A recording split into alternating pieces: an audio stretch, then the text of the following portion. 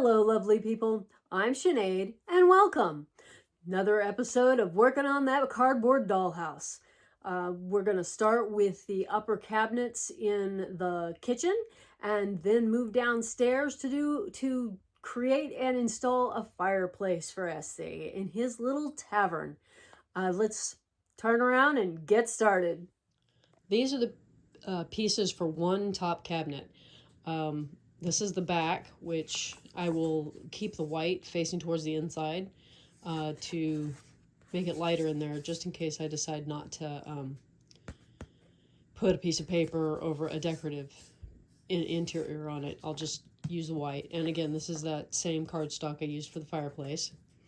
Then I got the extra thick corrugated to be the top, shelf, and bottom. And I need to cover the edges in paper before I start assembly. The shelf is going to be inside, so it's cut slightly smaller. The bottom will be on the even with the outside on the sides. Boy, this direction on here is struggling with it. It'll be even with the sides, so it comes all the way to the back edges on the sides, but it's it's sitting on top of the back that way. And the top here will cap the whole top and slightly overhang so that it's outside all the edges, outside the sides, outside the back, just capping it on top. I've also decided that the doors are going to have clear plastic in them. So I've got 2 layers per door, and that will also, we're going to use pin hinges. So after the cabinet is put together, I'll place the doors in and then put a pin in from the top and a pin in from the bottom that it will then hinge on. And I, of course, need to paint everything that's going to be painted, paper everything that needs to be papered before assembly. And the sides are the same as the back. I decided not to go with a thick cardboard there. So these are the corrugated parts of the cabinet, and I basically gift wrapped them in plain white paper to make painting it or just leaving it white, if that's what I choose to do, easier. And it's glued down, but and I use glue, obviously, not tape, to finish the flaps on the ends. I have 2 of these cut for each door, and I kind of by the time I got to the, 8th one for the second cabinet, I was regretting putting open that glass front on these cabinets, because it got harder. I swear it got harder as I went. But anyway, this is the cabinet glued together. I will have to decide whether or not I want to add another layer of cardboard here with the white facing out. I'm kind of tempted to do that because I have a little bit of space here because I left too much, and I would rather have the shelf, firmly glued in there. And this is all firmly glued together. We're white on the interior, and I want to do, I think, a pale blue on the outside. But I'm just debating it because it means mixing the paint and trying to get the right shade of very pale blue. So, and it would be so much easier to just leave it white, but I'm not a fan. I like white on the inside where you can put the dishes, but I'm not a fan of the white on the outside of the cabinet. So I still have to decide on that. And once I've decided, I will paint the outside piece and leave the piece that's going to be on the inside unpainted, so that it's the same as the interior of the cabinet. And after the paint has dried, then glue it together with a piece of plastic from packaging sandwiched in there, and then I'll hinge it in there. But this has to be painted first, this has to be painted. I tend to get intimidated by mixing colors, and I don't know why, because I have never mixed any color that I couldn't use. It always comes out somewhere in the right place. So it's one of those intimidated things that I think is just unreasonable for me to be afraid of mixing colors. But there I am, afraid of mixing colors. So if I ever sound like, oh, I'm gonna have to mix color, that's why. It's not that I'm actually bad at it in any way, shape, or form, or that it's not fun. I actually enjoy it once I get into it, but the thought intimidates me. So here's to me trying to get over it. So for the pale blue that I've got here, it helps to start with the shade of blue that's in the right family of blue. And it's the same blue I mixed with black for the bottom cabinets, and then also put on there, dabbed on to get that shabby chic look, I guess. Anyway, so it was like a pea-sized dot of the blue to a much larger amount of white, and I feel like we're in a good space. So I'm going to paint that onto the cabinets. Okay, one of the drawbacks of papering the pieces of corrugated with like a gift box is that I ended up with holes. And I have filled those holes with paper clay. You could also use wood putty if you want. And if it flakes off, you can always glue it back on. Or put glue over it or under it before you squish the paper clay in place. That will help to make sure that it stays there. But yeah, I'm just trying to smooth it out a little bit. It's not gonna smooth it out a lot, but just a little bit. I also don't have any more of this type of thicker cardboard, but decided to get some of the thinner stuff that's totally white that I happen to have, and I'll put this in here so that the blue paint goes on evenly, and I don't have to put 2 coats here to get a good coverage. There's still going to be this part that's probably going to show a little bit, but since the door will hinge over that, I don't think it'll be that noticeable. And I'm putting the shiny side, I'm gluing the shiny side because it does have a shiny side and a not shiny side. So I'm going to leave the not shiny side for the paint. And I actually don't know if that makes a difference, but that's the direction I'm going. So the cabinets are painted. I did go ahead and paint the inside of the cabinet white because I thought it would help the paper be a little sturdier, and then did the outside blue. The doors are already dry and glued together with a piece of plastic sandwiched between. I'm not really worrying about this glue smudge. A little bit you can see there, which is also the front of the door that you can see. The framework on the back is a little skinnier than the framework on the front. And again, it's going to be inside the cabinet, not too worried about it.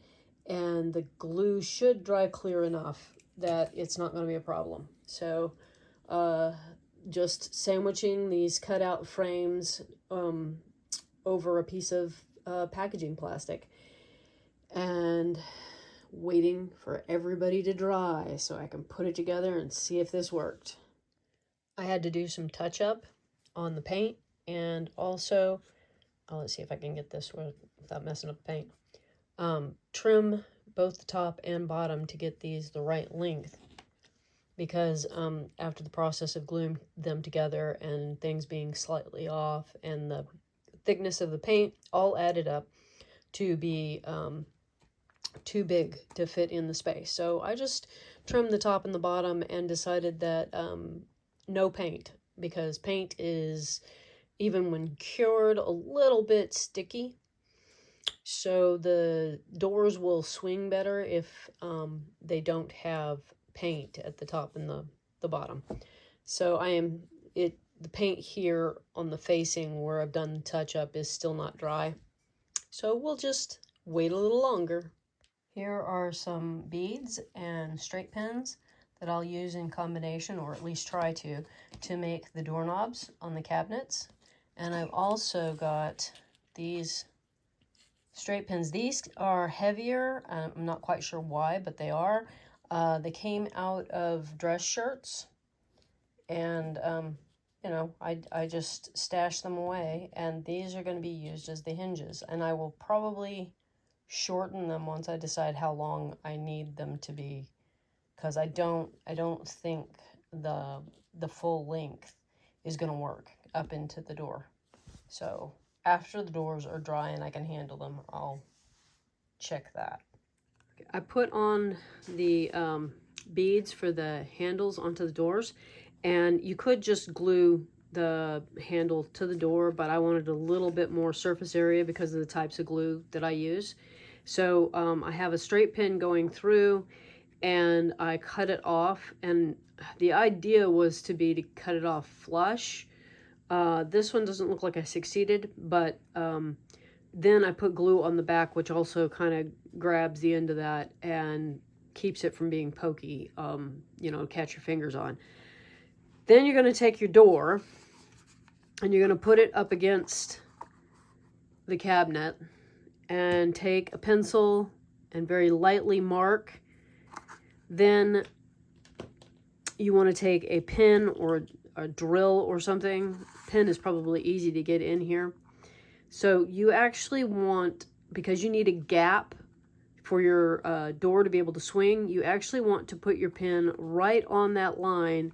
And because the door is going to be flush with this outside edge here, and I want to be sure that I'm getting into the meat of the door, I'm going to come in and line it up with the inside edge here and the line, and then try and keep it straight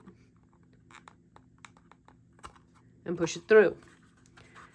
Because this pin is slightly smaller than the pin I'm using as the actual hinge, I'm going to wiggle it around a little bit. Now, on some of these, I've shortened them already, and I just used a pair of side cutters to shorten them. And then it's kind of, because it's corrugated, you don't have a perfect hole to guide you back through. So, you know, just kind of poke around until you come through. And this is the full length. And I think that is too long. Do it using the full length of this pin. The pin I was using to poke with is even longer. I think this is plenty sufficient to cut it down to where it's less than a quarter. I think a quarter inch, a little less than a quarter inch is probably a good amount.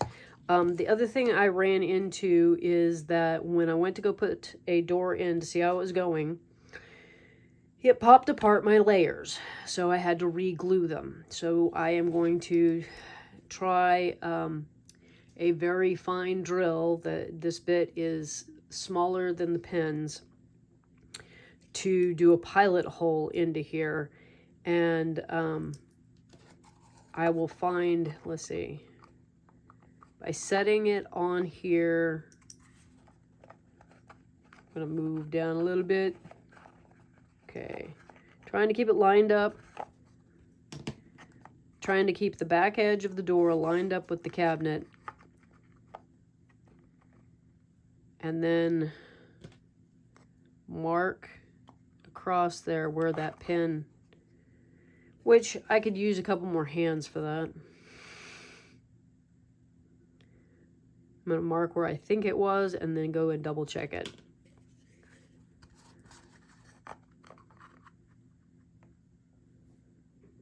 Yep.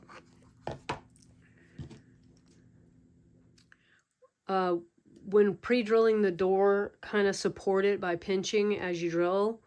And I am going to really recommend the drilling.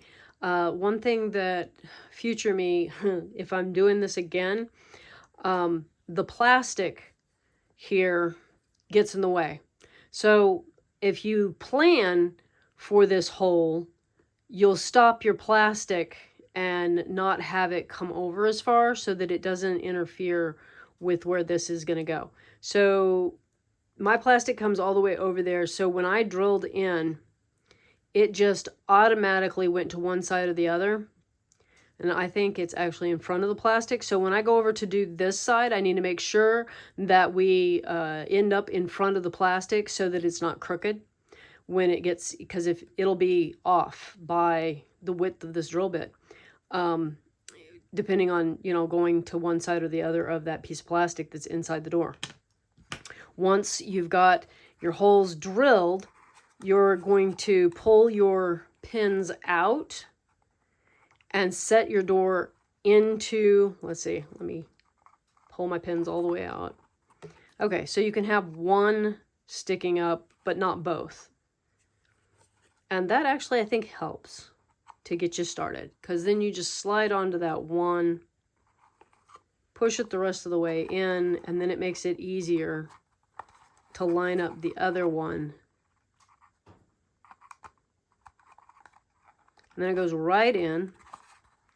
You've got a good, just push it. You might want to lift your pin out and put a little bit of glue under the head, but you do not want any glue in, we slipped. I had to slip a couple times just so you could see me dropping things. You don't want your glue going into the door. So don't be too generous with it. You want the glue only on the head of the pin, if and only if it's necessary. If you can get away with not having it there, just picking this up, there we go. Then that's probably best. So pins in. Note there is a gap which allows the door to open, and we are a little crooked on this one. It doesn't look crooked that way, but it sure is crooked this way. Well, it's not significant enough to have to worry about at all, but working cabinet door. So I'm going to get the rest of them done, and then I'm going to decide how we're mounting it to the wall. On this particular cabinet, we ended up really close to the bottom edge, or to the outside edge of the bottom of the cabinet. And yeah, to future self, making this cabinet. And I'm going to say, this is one of my favorite cabinets so far. But I think that I would give myself more space, more depth here.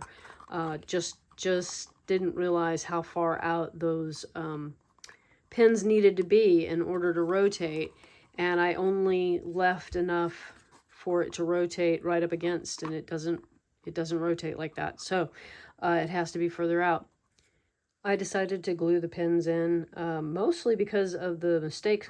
The ones that had mistakes where I'd weakened the area by making more than one hole. So I just lifted it out a little, but not enough to pull it out of the door. And make sure I got glue in there, and then push it back in and wipe off the excess.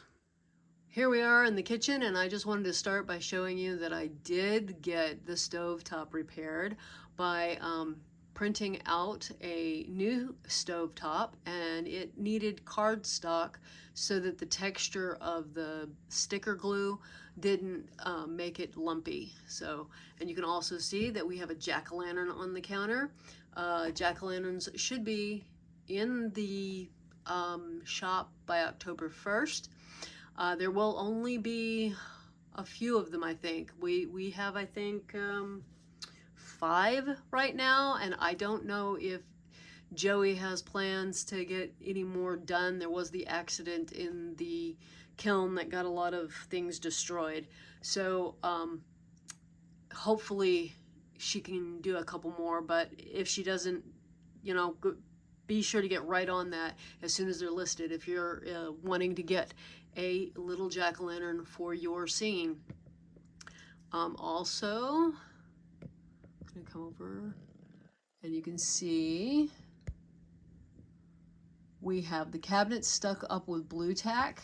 That is not how I'm going to permanently install them. It's just a way for me to be able to get an idea of whether or not they're where I want them. They're pretty close. I might shift them a little bit to one side or the other, but and also check to make sure that they're the same height. I think one of them's lower than the other one right now. But they're pretty close, and I really am pleased with these cabinets. And there was a little bit of a learning curve, things I'd forgotten about how to hinge, which it's been a long time since I did that, so it's reasonable that I wouldn't remember. But I think I got it now, and yeah, I'll be doing them again if I need more cabinets, or when I need more cabinets. I don't right this minute know where I'm gonna need more cabinets, except maybe in the bathroom or the utility room. The utility room's going in a box though, so we'll see how that goes when I get there. Also, have you seen the little compacts? I don't know if I'm going to be able to get this to focus also without dropping it. No, it's saying, no, I don't want to see you. There we go. So I have these miniature compacts I made.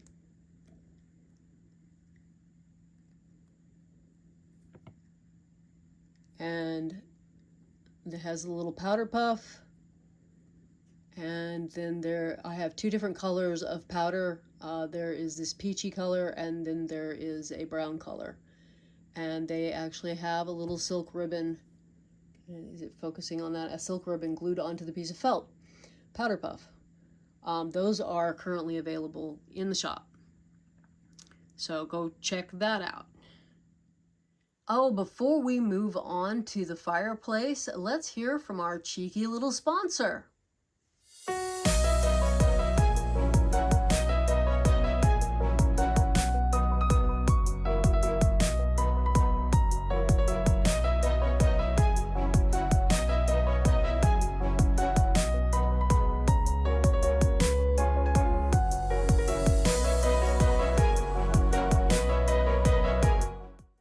I'm going to start with the fireplace for the tavern.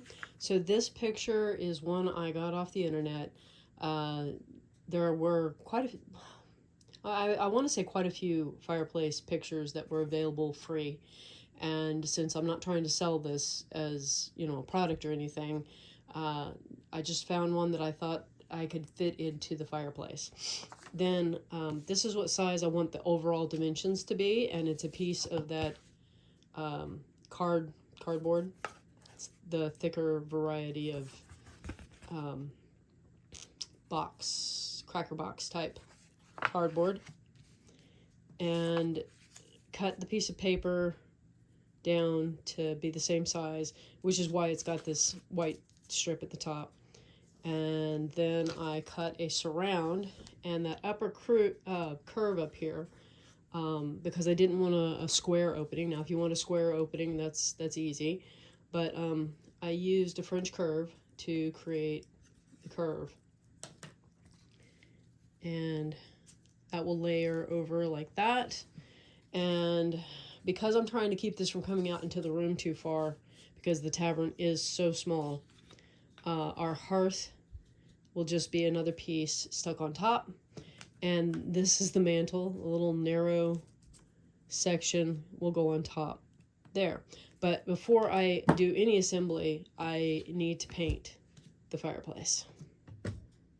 So I started by painting this all gray, and I have a little bit of regret about gluing it together before doing the details on here.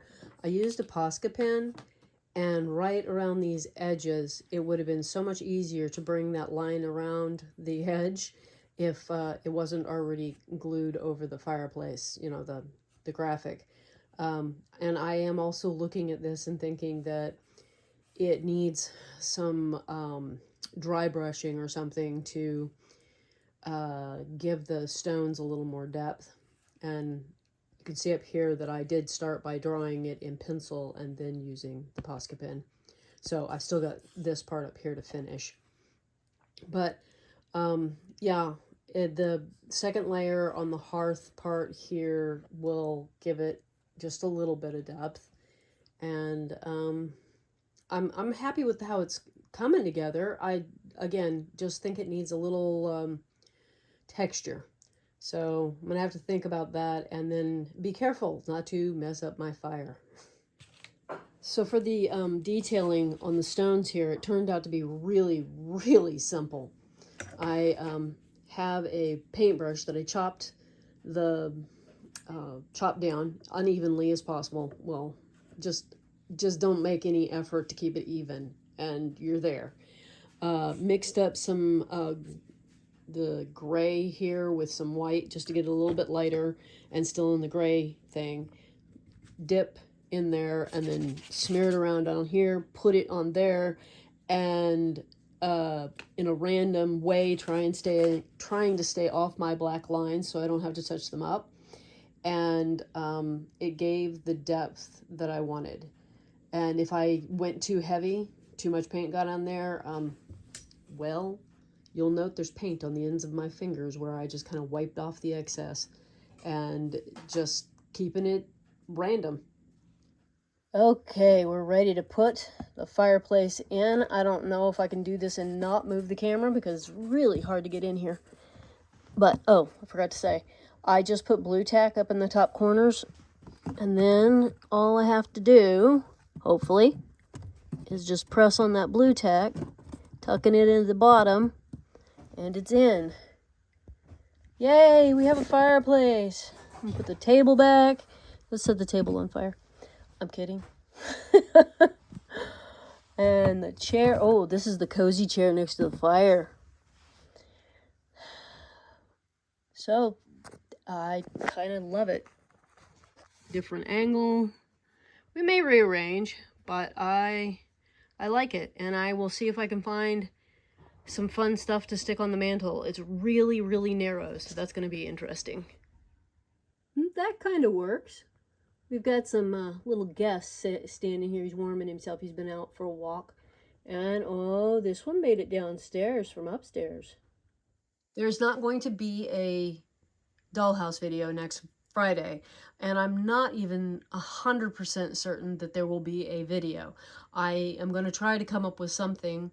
But I'm running out of September and I need to get the spooky season stuff ready to go.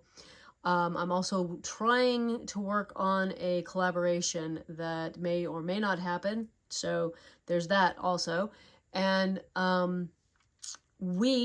Cindy, Esme, and I would like to wish you a delightful day and a wonderful week. I will see you on Craft and Chat next Wednesday. And bye-bye.